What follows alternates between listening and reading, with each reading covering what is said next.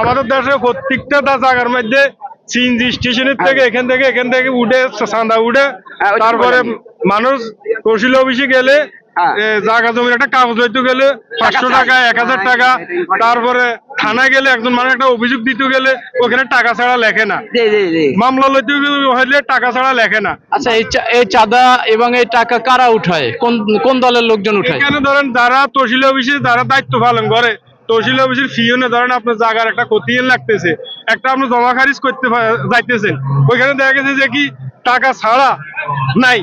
পার্লামেন্টের নাই, দেন টাকা দিবেন তখন সবই কিছু ঠিক আছে। দেখা যাচ্ছে আপনার খাজনা আছে 2000 টাকা, দেখা যাচ্ছে এখানে খাজনা উঠে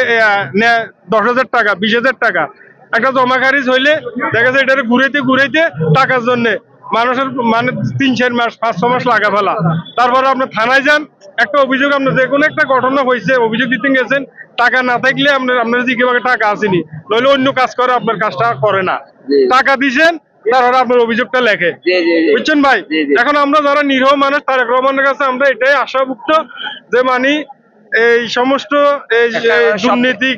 যে জিনিসগুলো আছে, এই জিনিসগুলো মানুষ সেবাটা জিনিসটা থানা জেলে সেবা বা কোনো টাকা দেন না নেওয়া হয়,